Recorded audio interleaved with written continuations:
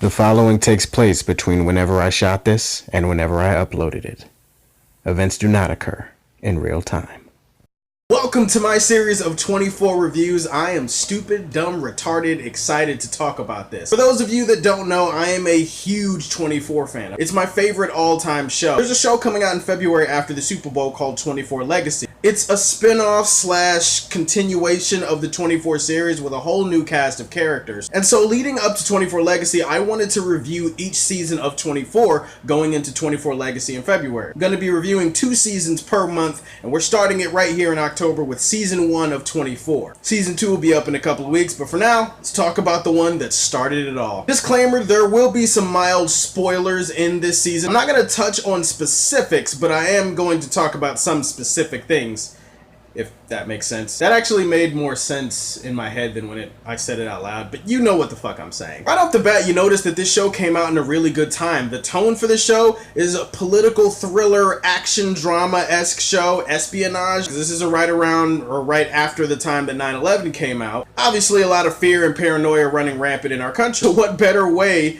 to deal with that than to create a show based in real time about a federal agent who spends 24 hours kicking terrorist ass? Who wouldn't want to watch that shit? Season 1 starts out and it's about a character named Jack Bauer. He's the head of CTU, that's Counter-Terrorist Unit in Los Angeles. He has a wife named Terry, he has a daughter named Kim. He gets called into work because CTU receives intel about a threat to a presidential candidate. The presidential candidate's name is David Palmer. He's a black Democratic nominee, and he's the best chance that any black guy has ever had of becoming president. You know, until like 7 years later when Barack Obama became president. So Jack gets called in, and he, CTU, basically have to spend a large majority of their day trying to figure out how to protect David Palmer and how to catch the people that are trying to kill him. There is a threat that emerges in the first half of the season that ties into Jack Bauer's personal life with his family. Second half of the season, it has to do with people called the Drazens. They're really the overarching villain of the season. They kind of are after both David Palmer and Jack Bauer for reasons that I won't get into. We have to start with Jack Bauer. He is the most badass character that I have ever seen on TV. He is so badass that calling him a badass doesn't even do him justice. I might have to just call him BAMF. Badass motherfucker. That's what he is. He's just a badass motherfucker. He's a character that you immediately gravitate towards. He's so focused. He's so resourceful. He's smart. He's all about the mission. He's all about serving his country. He's a true patriot. He tries to keep his work and personal life separate, but today they collide. His wife and daughter are constantly in danger throughout the season because of this terrorist threat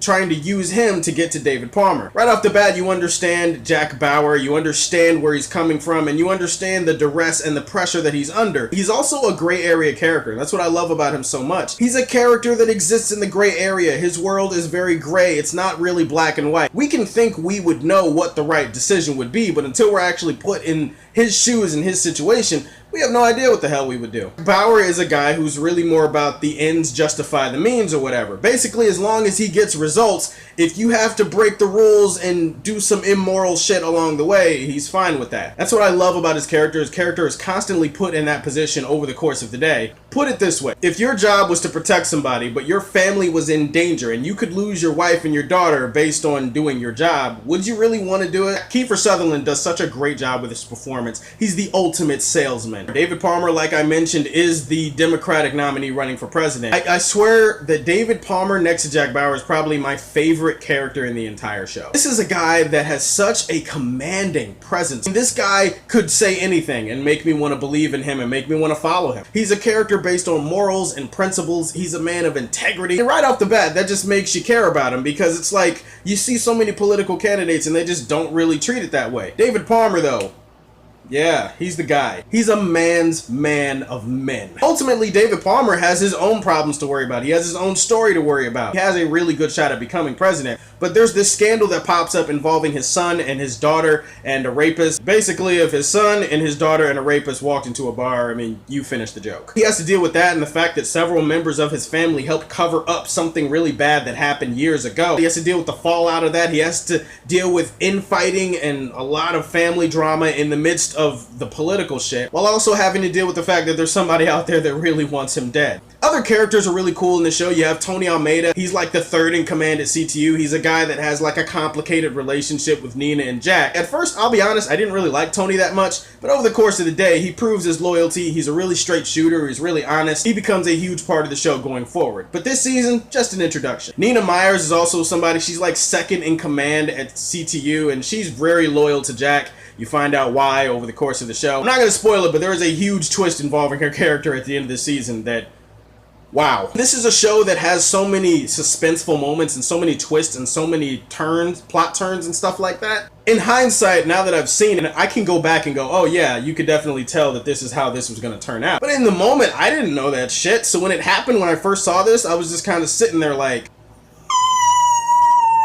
the season's really broken up into two halves. I mean, the first half of the day deals with Jack Bauer trying to figure out how to work with CTU to bring down the people that are trying to kill David Palmer. You have David Palmer and his subplot involving this conspiracy and this scandal inside his own family. This guy named Gaines, who's been hired by some people to put Jack in a really bad position. You realize that Jack Bauer has to kind of juggle everything, saving his family while also doing his job to protect David Palmer. Second half of the season, really, the main villains of the season come to the forefront. That's the Drazens, and like I said, they have a personal reason, a personal stake for wanting to go after Jack and David Palmer. They're really, the second half of the season is really about Bauer and Palmer versus the Drazens, and that makes for some pretty interesting scenes and some pretty kick-ass moments. My favorite moments of the season, oh my god, there's so many of them. And you could go from the first couple episodes when Jack Bauer and Richard Walsh are basically tangling with these assassins in this building. Richard Walsh is there to try to get information that proves that there's somebody inside CTU working with the terrorists to try to kill David Palmer. Jack Bauer and him going toe-to-toe with these assassins, great sequence, very suspenseful. There's the scene where Jack tortures a guy for information, trying to find out where his wife and daughter are. There's the moment where Jack and David Palmer meet for the first time. What a great scene, two great actors showcasing the best things about their characters. And you realize this is the start of a great new friendship, and you really feel invested in it. There's the shootout with the Drazens in the finale. Now that is some Bauer Rambo-esque shit. If you want more proof that he's a Banff, just watch the season finale, watch the shootout with the Drazens, you'll totally get it. I love the way the action and the suspense and the drama and the tension is just wired, and the way it's directed and produced in the show. It really does make you feel like you're watching a movie, like you're not just watching a TV show, you're watching a movie. That's awesome shit. Certain things I don't like about the season, okay. Here's the thing. I fucking hate Kim. I hate Kim. I can't stand anything about her. She is such a terrible character. I understand that there are some things that happen throughout the season where you're supposed to understand and where there's some things that happen outside of her control, but there's plenty of shit that happens inside her control. The bottom line is she's a very stupid character who does stupid things, who says stupid things. She's a character that there's just no reason to like her. She's just the irritating teenage daughter who's constantly getting into shit. I also don't like the fact that Kim and Terry are constantly in a state of danger throughout the entire show. It gets kind of repetitive after a while. After a while, it was kind of like, man, we're in danger, and then we get rescued. Then we're in danger, then we get rescued. Then we're in danger, and we get rescued. I also think there's a writing mistake with Terry's character towards the end of the season. Terry's character, for some reason that I'm not going to spoil, she loses her memory. And it's just really stupid. I can't really talk about it any more than that, but suffice it to say, it's just really, really fucking dumb. In the end, 24 season 1, it does such a great job of laying the foundation of what this show is going to be. You've got great action, great suspense, a political thriller with political intrigue that really draws you in, great characters. It's shot and produced just like a movie would be. The finale of this season, I'm not going to spoil it, but not everybody walks out of this bitch with a happy ending. Flaws and all, I feel like this is a great season and a great way to kick off one of my favorite shows of all time. I'm gonna give 24 season 1 the Superman Prime rating.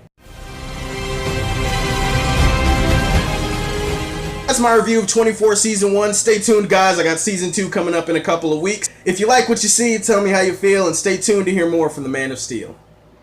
Peace. We have reason to believe that by the end of the day, an attempt will be made on David Palmer's life. Every second is crucial. There may be an element inside the agency involved with a hit on Palmer. Every minute counts. You're gonna blackmail a district director? He's got information that I need. And every hour, Don't trust anybody. the danger grows. Not even your own